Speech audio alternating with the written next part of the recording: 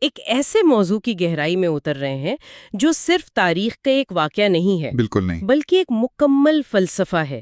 ہم بات کریں گے علامہ اقبال کی شاعری میں کربلا کے تصور پر۔ جی، خاص طور پر ہم یہ دیکھیں گے کہ اقبال نے امام حسین اور ان کی قربانی کو محض ایک المیہ کے طور پر نہیں، بلکہ ایک زندہ، ایک دھڑکتے ہوئے ضابطۂ حیات کے طور پر کیسے پیش کیا ہے۔ بالکل۔ اور آج کی اس گفتگو کے لیے ہم نے خرم الہی کے یوٹیوب چینل پر موجود ایک بہت ہی عمدہ تجزیے سے مدد لی ہے، اچھا، جس میں اقبال کے فارسی کلام، خاص طور پر ان کی نظم رموز بے خودی کی تشریح کی گئی ہے۔ اور یہ جاننا بہت اہم ہے کہ یہ خیالات رموز بے خودی یعنی دا مسٹریز آف سیلف لیسنس سے آ رہے ہیں۔ جی، یہ وہ کتاب ہے جس کا پورا موضوع ہی یہ ہے کہ ایک فرد کی خودی کا اصل مقصد ملت کی اجتماعی ذات میں ضم ہو کر امر ہو جانا ہے۔ صحیح۔ تو اس لحاظ سے تو کربلا کا واقعہ اس فلسفے کی معراج ہوا۔ یقیناً اقبال کے لیے کربلا اس اصول کی سب سے تکلیف دہ اور اسی لیے سب سے خوبصورت عملی مثال ہے، اور اس کی بنیاد ہے اقبال کا ایک بنیادی فلسفہ۔ عقل اور عشق کا مارکا۔ جی، عقل اور عشق کے درمیان مارکا۔ یہ اقبال کے ہاں ایک مستقل موضوع ہے، لیکن مجھے اکثر یہ سوال آتا ہے کہ عقل کی تصویر اتنی منفی کیوں لگتی ہے؟ کیا اقبال منطق کو مکمل طور پر مسترد کر رہے ہیں؟ وہ اسے کیسے دیکھتے ہیں؟ یہ بہت اچھا سوال ہے۔ دیکھیے، اقبال عقل کو مسترد نہیں کرتے، وہ اس کی حدود کی نشاندہی کرتے ہیں۔ اچھا۔ ان کے نزدیک عقل ایک محتاط محاسب کی طرح ہے، ایک اکاؤنٹنٹ کی طرح۔ وہ ہمیشہ نفع و نقصان، اسباب و وسائل اور ممکنہ نتائج کا حساب کتاب کرتی ہے۔ وہ قدم اٹھانے سے پہلے 100 بار سوچتی ہے، لشکر گنتی ہے، تلواریں شمار کرتی ہے۔ مطلب وہ خطرے سے بچنے کا راستہ ڈھونڈتی ہے۔ بالکل۔ اور عشق؟ وہ حساب نہیں کرتا، وہ انتخاب کرتا ہے۔ وہ انتخاب کرتا ہے۔ وہ بے خطر آگ میں کود پڑتا ہے۔ وہ عمل پہ یقین رکھتا ہے، نتیجے کی پرواہ کیے بغیر۔ کربلا اسی کی تصویر ہے نا؟ پیسے؟ ایک طرف عقل تھی جو ہزاروں کے لشکر، پانی پر قبضے اور ظاہری طاقت کو دیکھ رہی تھی۔ دوسری طرف عشق تھا جس نے یہ سوچے بغیر کہ نتیجہ شہادت ہوگا، حق کے لیے قدم اٹھایا اور تاریخ کا دھارا موڑ دیا۔ تو امام حسین کا عمل عقل کے تمام تقاضوں کے خلاف تھا۔ جی، لیکن عشق کی منطق میں یہی واحد درست قدم تھا۔ یہ ایک زبردست نقطہ ہے کہ یہ صرف ایک چھوٹی فوج کا بڑی فوج سے مقابلہ نہیں تھا، بلکہ یہ وجود کے دو بالکل مختلف طریقوں کا ٹکراؤ تھا۔ بالکل، حساب لگانے والے اور خود کو حوالے کر دینے والے۔ اور اسی عشق اور عقیدت کا اظہار اقبال نے امام حسین کے لیے جو استعارے استعمال کیے ان میں نظر آتا ہے۔ جی بالکل، وہ امام حسین کو امام عاشقان، پورے بطول یعنی عاشقوں کے امام، اور فاطمہ بطول کے بیٹے کہتے ہیں۔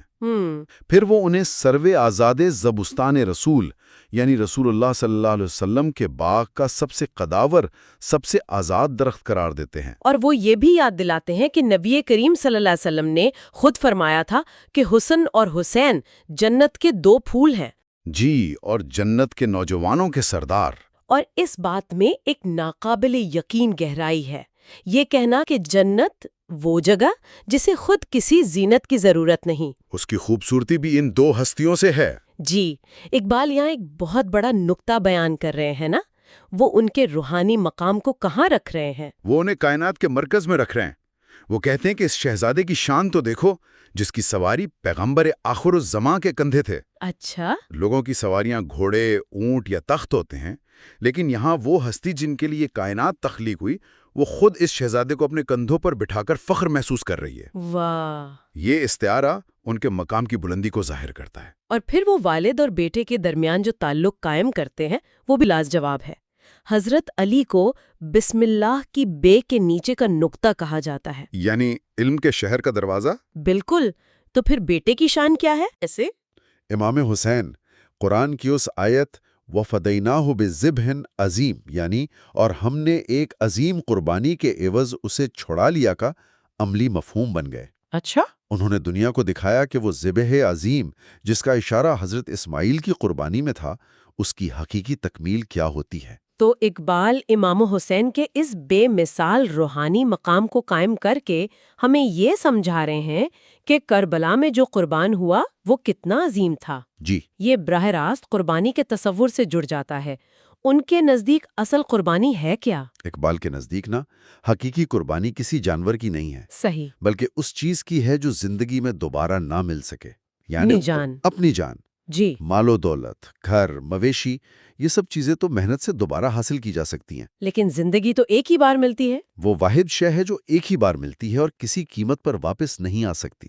تو امام حسین نے اللہ کی راہ میں وہ چیز پیش کر دی جو ناقابل تلافی تھی، اور شاید اسی لیے یہ ذبح عظیم کہلائی۔ بالکل۔ کیا اقبال یہ کہہ رہے ہیں کہ کربلا ایک طرح سے حضرت ابراہیم کی قربانی کے جذبے کی تکمیل تھی؟ جی، یہی سوال میرے ذہن میں تھا۔ بالکل، یہ اسی جذبے کی معراج تھی۔ انہوں نے قربانی کے معنی کو ہمیشہ کے لیے بدل دیا۔ یہ صرف ایک رسم نہیں رہی۔ نہیں، بلکہ حق کے لیے سب کچھ قربان کر دینے کا ایک زندہ استارہ بن گئی، اور اسی عمل سے ایک اور تصور جنم لیتا ہے۔ رسم شبیری؟ جی، جسے اقبال رسم شبیری کہتے ہیں۔ اقبال کا یہ مصرع نکل کر خانقاہوں سے ادا کر رسم شبیری بہت مشہور ہے، لیکن اکثر اسے صرف ایک عمومی نعرے کے طور پر استعمال کیا جاتا ہے۔ جی، اقبال یہاں خاص طور پر کس چیز پر تنقید کر رہے تھے؟ یہ خانقاہوں میں بیٹھے کون لوگ تھے؟ یہاں اقبال ان صوفیوں اور مذہبی رہنماؤں پر گہری چوٹ کر رہے ہیں جو کوشوں میں بیٹھ کر صرف ذکر و اذکار میں مصروف رہتے ہیں اور عملی زندگی سے منہ موڑ لیتے ہیں۔ جی، اور اس سے بھی بڑھ کر وہ ہر طاقتور اور جابر حاکم وقت کے حامی بن جاتے ہیں۔ اچھا، اس کے حق میں دلائل اور فتوے دیتے ہیں؟ بالکل، اقبال کہہ رہے ہیں کہ تصوف اور روحانیت کا اصل سبق تو امام حسین سے سیکھو، جو صرف مصلے پر نہیں بیٹھے رہے بلکہ میدان عمل میں اترے۔ تو میرے خیال میں اقبال کے لیے خطرہ صرف ظلم نہیں تھا، بلکہ یہ بھی تھا کہ دین ایک بے جان اسم یعنی ناؤن بن کر رہ جائے، بجائے ایک فعال فعل یعنی ورب کے۔ کیا خوبصورت نقطہ اٹھایا آپ نے۔ امام حسین کے عمل نے اسے دوبارہ ایک ورب بنا دیا۔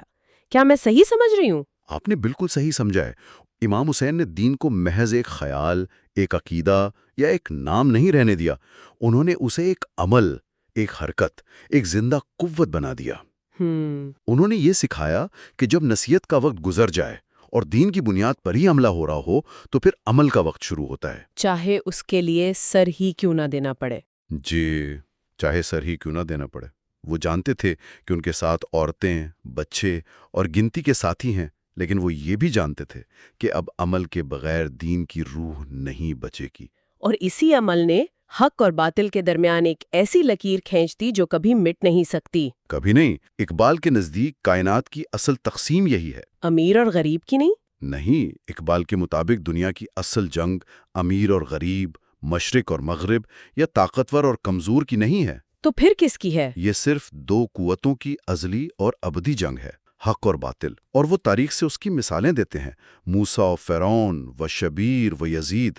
یعنی یہ دو کردار ہر دور میں آمنے سامنے آتے ہیں؟ جی، کسی نہ کسی شکل میں۔ لیکن جب انسان اس کشمکش کے بیچ میں کھڑا ہو تو حق کو پہچاننا ہمیشہ آسان نہیں ہوتا۔ بالکل نہیں۔ یہیں پر حر کا واقعہ بہت اہم ہو جاتا ہے۔ اقبال ان کی آزاد آنکھ کی بات کرتے ہیں۔ عام دیکھنے اور اس طرح کی بصیرت میں کیا فرق ہے؟ یہ بہت گہرا نکتہ ہے۔ اقبال کہتے ہیں کہ غلاموں کی بصیرت پر بھروسہ نہیں کیا جا سکتا۔ ہر جسمانی طور پر یزید کے لشکر میں تھے، لیکن ان کی آنکھ، ان کی روح غلام نہیں تھی۔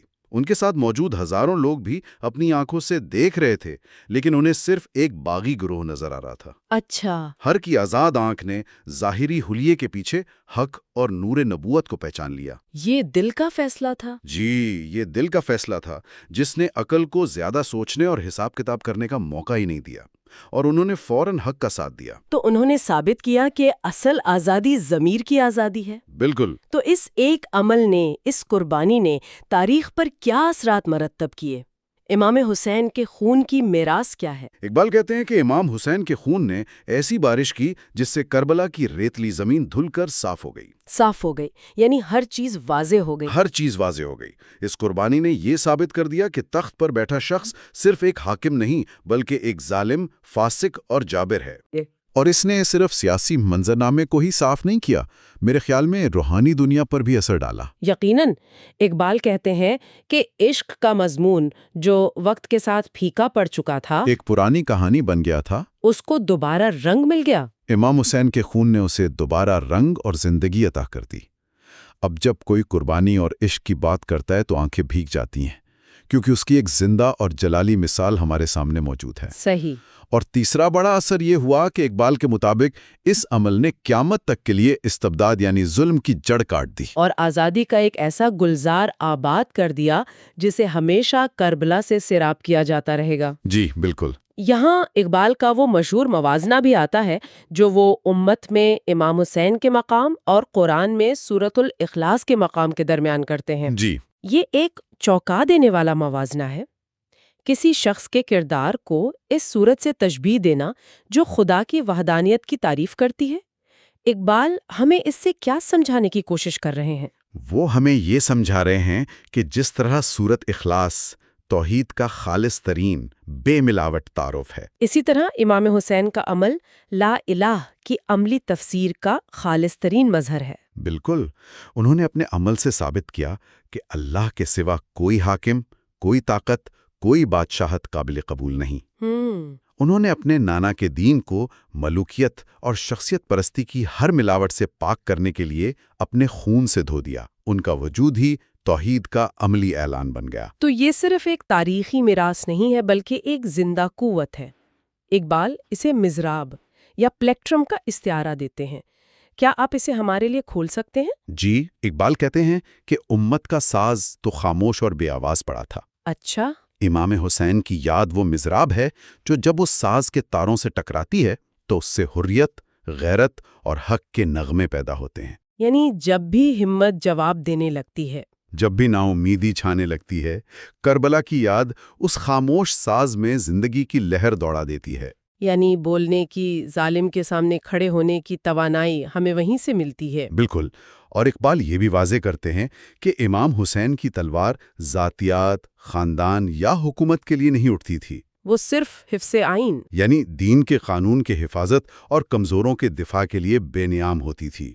ان کی تلوار ظالموں کے لیے خوف اور مظلوموں کے لیے امان کی علامت تھی۔ اور کربلا میں گونجنے والی وہ تکبیر، اقبال کہتے ہیں کہ آج بھی جب ہمارا ایمان کمزور پڑتا ہے تو اسی تکبیر کی گونج ہمارے ایمان کو تازگی بخشتی ہے۔ اتنے بڑے فلسفیانہ نکات بیان کرنے کے بعد نظم کے آخر میں اقبال ایک بہت ہی ذاتی اور عاجزانہ دعا کرتے ہیں۔ جی، وہ صبا یعنی صبح کی ٹھنڈی ہوا کو مخاطب کرتے ہیں۔ جی، وہ ایک التجا کرتے ہیں۔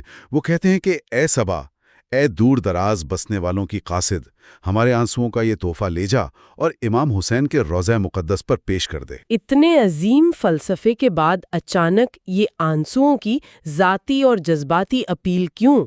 اقبال یہاں کیا کہنا چاہ رہے ہیں؟ شاید اس لیے کہ وہ ہمیں یاد دلا رہے ہیں کہ اس عظیم فلسفے کی بنیاد ایک بہت بڑی انسانی قربانی پر ہے۔ صحیح۔ شاید اس لیے کہ امام کو خود اپنے پیاروں پر رونے، غم منانے کا موقع نہیں ملا، ایک کے بعد ایک شہادت ہوتی رہی۔ تو اقبال کہہ رہے ہیں کہ ہم جو آپ کے بعد آئے ہیں، ہماری آنکھیں آج بھی آپ کے لیے نم ہوتی ہیں۔ اے صبا، یہ آنسو اس شیر کے پاس لے جا جس کی دہاڑ نے ہم جیسی بھیڑوں کو بھی بزدلی سے نکال کر بہادروں کے صف میں کھڑا کر دیا ہے۔ بالکل، یہ شکرانے کے آنسو ہیں۔ یہ گفتگو واقعی اس بات کو واضح کرتی ہے کہ اقبال کے لیے کربلا صرف ایک واقعہ نہیں بلکہ ایک مکمل ضابطۂ حیات ہے، ایک مسلسل چلنے والا عمل ہے۔ بالکل، اور یہیں پر ہم اپنے سامعین کے لیے ایک آخری سوچ چھوڑ جاتے ہیں۔ جی، اقبال کے مطابق کربلا ماضی کا قصہ نہیں بلکہ ایک مستقل دعوت عمل ہے۔ تو غور طلب بات یہ ہے کہ آج کے دور میں جہاں حق اور باطل کی نئی شکلیں موجود ہیں، جہاں فرعون اور یزید نئے روپ میں سامنے آتے ہیں، جی، رسم شبیری کو ادا کرنے کا کیا مطلب ہو سکتا ہے؟ اور اس سے بھی اہم سوال یہ ہے کہ اپنے اندر کے حر کو جگانے، غلامانہ سوچ کو ترک کر کے ضمیر کی آزاد آنکھ سے حق کو پہچاننے کا چیلنج ہم کیسے قبول کر سکتے ہیں؟